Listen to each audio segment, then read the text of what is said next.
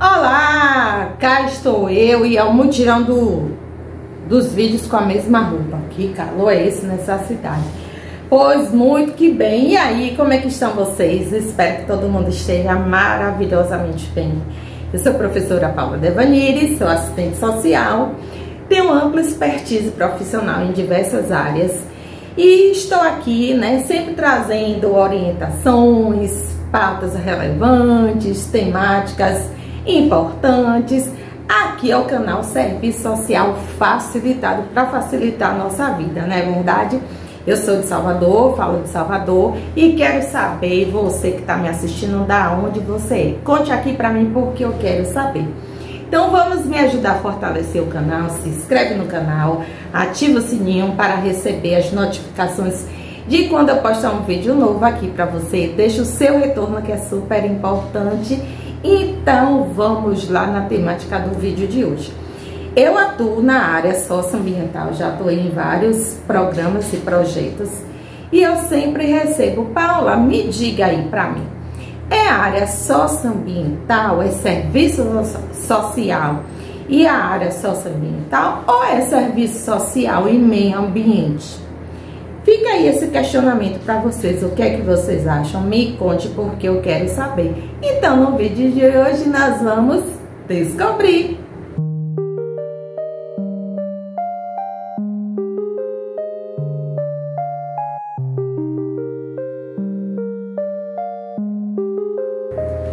Pois então, vamos lá. Eu separei aqui, serviço social e meio ambiente ou socioambiental e serviço social, campo de atuação do assistente social. Antes de aprofundar nossa temática, nossa pauta, importa mencionar o conceito de meio ambiente, dos mais diversos que tem. O meio ambiente é a soma dos elementos físicos, químicos, biológicos que interagem entre si, tornando possível a vida na Terra com os mais diversos ecossistemas, que abrange todos os seres vivos e a matéria orgânica e inorgânica do nosso planeta. Já o socioambiental é um neologismo que junta as palavras social e ambiental, resulta em como a junção do social e do ambiental em uma só palavra manifesta o surgimento de uma nova relação entre a natureza e a cultura, refere-se aos problemas e processos sociais, tendo em conta a sua relação com o ambiente, desenvolvimento socioambiental. Por extensão, trata-se da responsabilidade dos indivíduos por suas ações que afetam o ambiente. Então eu gosto muito, são poucas publicações que a gente tem, mas dos cursos que eu já fiz, das capacitações que eu participo, dos grupos de discussão que eu faço parte também, eu gosto muito dessa temática, de utilizar essa titulação de socioambiental, porque olha o que eu pontuei aqui: social e ambiental, natureza e cultura, problemas e processos sociais, e além de que da responsabilidade de nós indivíduos, de nós seres, por suas ações que afetam o ambiente. Então tudo que a gente faz tanto está relacionado tanto ao ambiente quanto ao social também, faz exposto das questões sociais. E o que foi que eu coloquei aqui, para a gente vislumbrar, para a gente saber aonde podemos atuar na área socioambiental? Paula, eu não sei.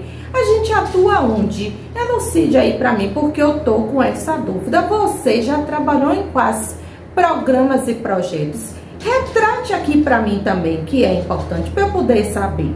Aí eu pontuei aqui aonde eu já atuei. Eu já atuei no Programa de Saneamento Ambiental Bahia Azul, aqui em Salvador e algumas cidades daqui do estado da Bahia. Já atuei em projeto de melhorias sanitárias domiciliares com implantação de banheiros em comunidades rurais. Já atuei no projeto da transposição do Rio São Francisco também, no programa Água para Todos, no projeto socioambiental e urbanístico Mané Dendê, aqui em Salvador. E agora eu estou novamente, né, no Água para Todos. Então, essa é a minha expertise profissional na área socioambiental. Mas aonde podemos atuar? Olha aqui o leque. Isso é algumas que eu, né, sei, tenho conhecimento, e outras também, né? Implantação de parque eólico ou linha de transmissão, ampliação de linha de transmissão, implantação de rede de água, né, que é esse que eu faço parte, que é a implantação de sistema de abastecimento de água, implantação de águas servidas, né, rede de esgotamento sanitário, implantação ou extensão de rodovias, projeto socioambiental e urbanístico que vai fazer a revitalização, né, da parte tanto urbanística quanto da parte socioambiental, ou seja, a revitalização de rios que são poluídos, de canais, esse que eu tava, né, que é urbanístico e socioambiental, era nessa vertente. Intervenções de mobilidade urbana, a exemplo do BRT, aqui em Salvador está tendo obra do BRT, e tem assistente social também na equipe, né? Você pode também estar trabalhando com educação ambiental diretamente com crianças e adolescentes, grupo de mulheres, prestar consultoria também, você pode estar fazendo, né, consultoria, né, para empresas, para entidades públicas também, e assim por diante. Vamos atuar realizando intervenções frente a comunidades impactadas e o empreendimento em si, né? O que é que a gente vai fazer? O que é que eu faço? Várias coisas, e o que é que eu já fiz também. Então, eu pontuei aqui, ó, diálogo social, né? Retratar todo o contexto do programa, do projeto. Você vai passar as informações para a comunidade. O nosso público são as comunidades, né, impactadas direta ou indiretamente pela intervenção, pela obra em si. Nesse rol você pode achar comunidades tradicionais, indígenas, quilombolas, ribeirinhas, né, de marisqueira, pescadores. Nessa gama você pode encontrar esse tipo de público também. É importante que você tenha esse conhecimento, esse saber, esse olhar, isso é primordial. O que produzimos e quais instrumentais utilizamos? Aí eu pontuei aqui, ó: reunião comunitária, mobilização da comunidade, entrevista, visita domiciliar, mapeamento, levantamento demográfico, perfil da comunidade, relatórios, os mais diversos possíveis, relatório semanal, relatório mensal, relatório final de conclusão do trabalho, relatório de vistoria, nota técnica, ata das reuniões realizadas, diário de campo, processo de desapropriação ou faixa de servidão, compensação indenizatória, e assim vai, e por aí vai, né? Aí eu trago uns exemplos aqui para vocês.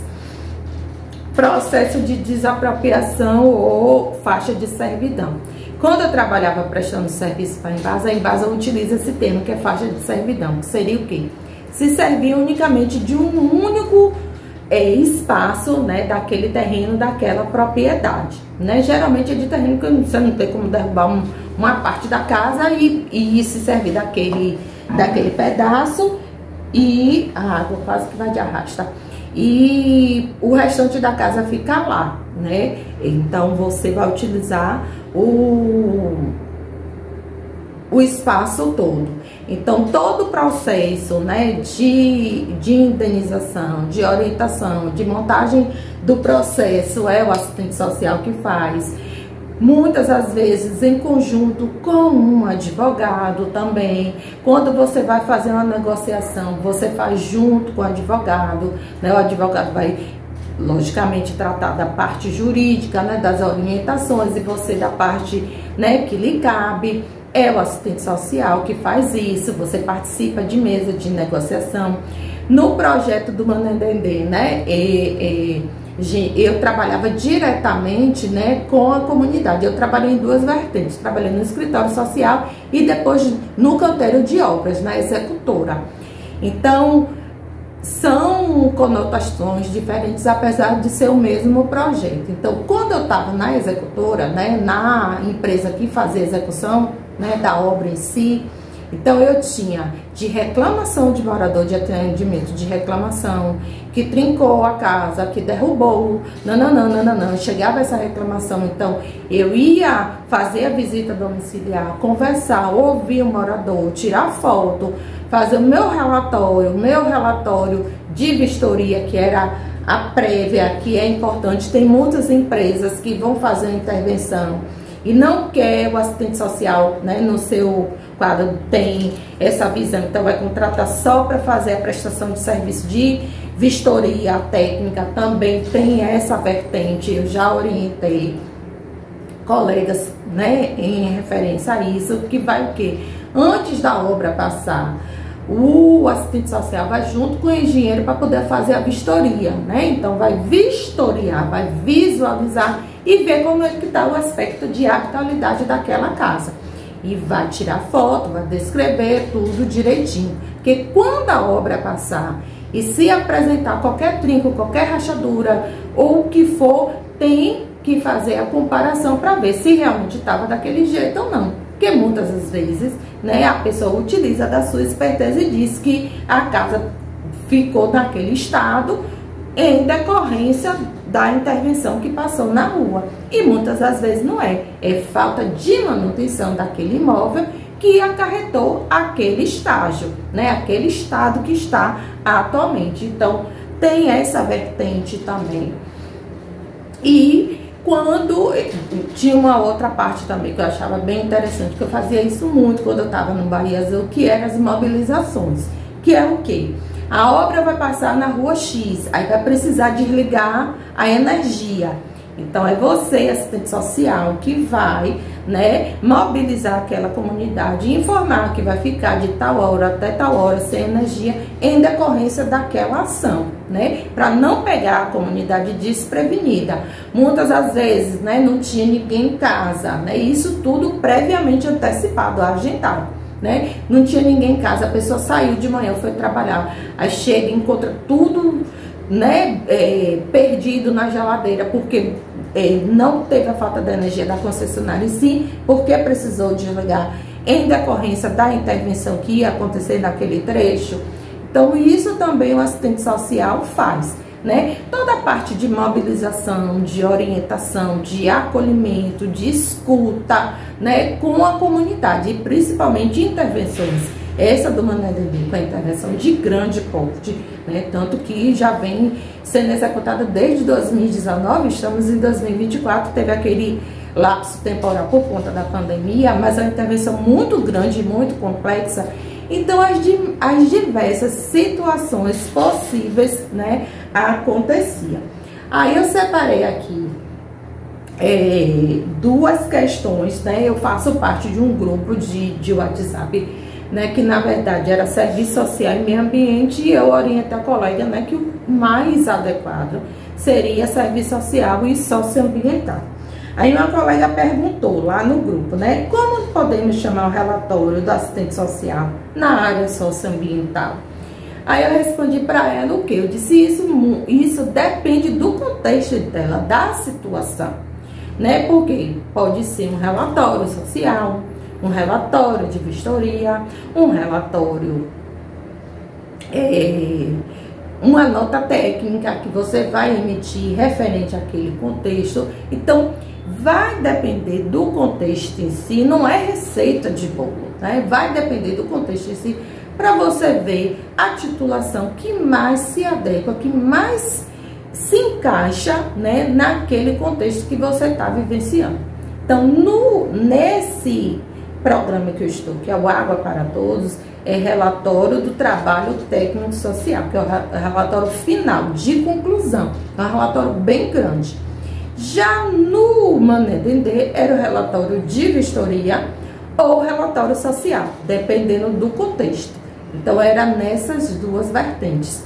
No Bahia Azul, eu não fazia nenhum tipo de relatório, que eram várias ações, né? Eu fazia o quê? Todos os processos de desapropriação e de faixa de servidão. E todas as tratativas, as reuniões comunitárias, as apresentações, tudo era eu que fazia junto com a comunidade. E caso uma vez ou outra que precisasse emitir qualquer documento, eu escolhia de acordo com o contexto. Uma outra questão aqui também, lá no grupo, né, que o colega botou assim: alguém sabe me dizer o que deve ter num relatório de vistoria? Aí eu disse, o próprio nome já diz, né? Relatório de vistoria. É o que você vistoriou. O que você foi vistoriar? Contar aqui para vocês, né? Eu trabalhei no projeto da transposição do Rio São Francisco e eu lembro claramente que a primeira coisa que a minha encarregada, a minha inspetora me pediu foi um relatório de vistoria. Eu nunca tinha feito. E não pedi modelo, na época não tinha grupo de WhatsApp, não tinha YouTube, não tinha nada. Ou você sabia, ou você não sabia. Mas o que eu ia vistoriar? Eu ia vistoriar as famílias que foram impactadas pelo projeto, que já eram para estar morando nas vilas produtivas rurais, mas em decorrência do atraso, elas estavam recebendo um auxílio financeiro para se manter e alugar um imóvel. Então, eu fui vistoriar o quê? As situações dessas famílias. Se as famílias tinham se mudado, como é que elas estavam, a composição familiar, se tinha idosos, pessoas com deficiência, se precisava fazer acompanhamento médico, se o valor que elas estavam recebendo, se estava dando para cobrir as despesas. Então, eu fui vistoriar essas famílias que estavam nessa situação.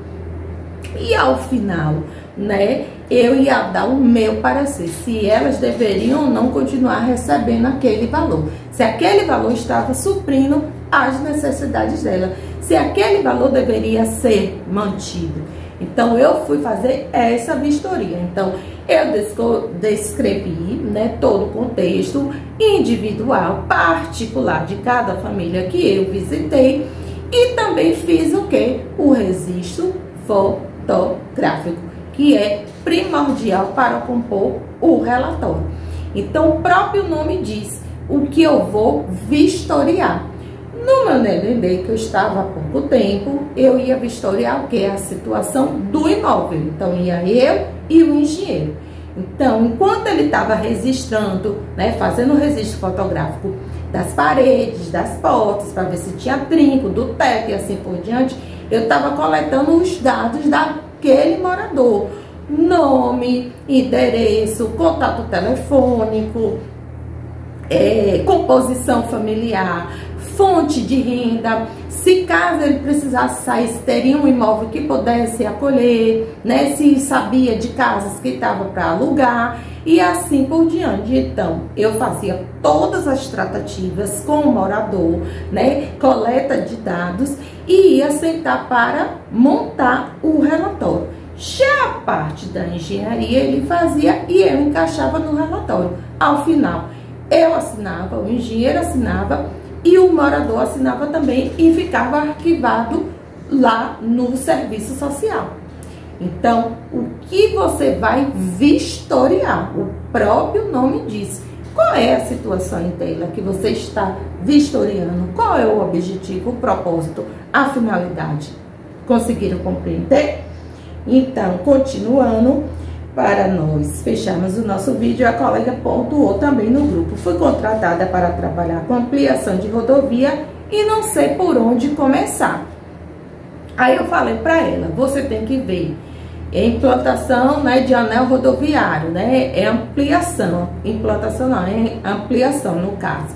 Você tem que ver se tem famílias em torno, se essas famílias vão ser impactadas diretamente, ou seja, se elas vão precisar sair dali daquela área, se for indiretamente, se vai ter algum óbice futuro, fazer a vistoria inicial, a vistoria prévia para você saber as condições de habitabilidade daquelas famílias impactadas, O engenheiro tem que te acompanhar para fazer a parte técnica que cabe a ele na condição de engenheiro e todas as tratativas você, né, enquanto profissional.